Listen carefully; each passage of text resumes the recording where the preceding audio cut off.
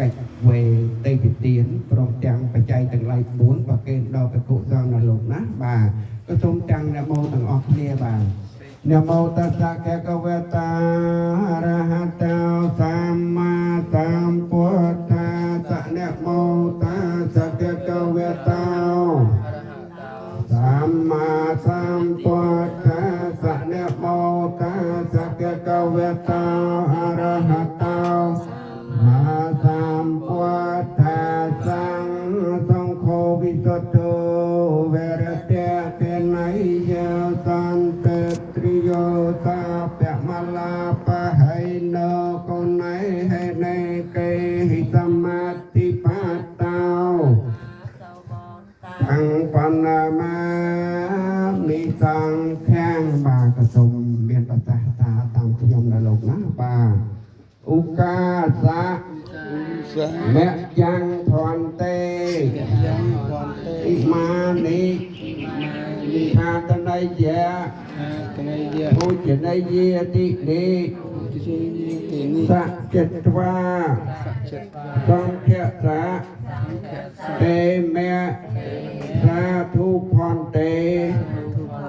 សង្ឃោអ៊ីមានិខាតន័យយៈពុជន័យយតិនិអមហាកាំងទីករតាំងអថាយៈហេតាយៈសុខាយៈបពិតប្រគុណម្ចាស់ដ៏ចម្រើនទូបង្គំខ្ញុំបករណាទាំងឡាយបានតាក់តែងហើយនៅចង្ហាន់បណ្ឌបាតព្រមទាំងគ្រឿងបរិក្ខារបង្អោនចូលមកកកលទុកក្នុងទីនេះសូមមេប្រកេនដល់ភិក្ខុសង្ឃ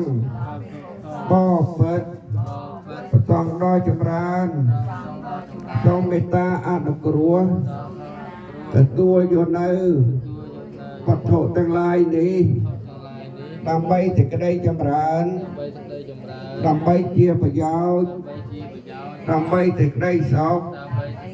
ដល់លោកអ្នកដ៏មានគុណទាំងឡាយមានមេត្តាបិតាលោកជីដូនជីតា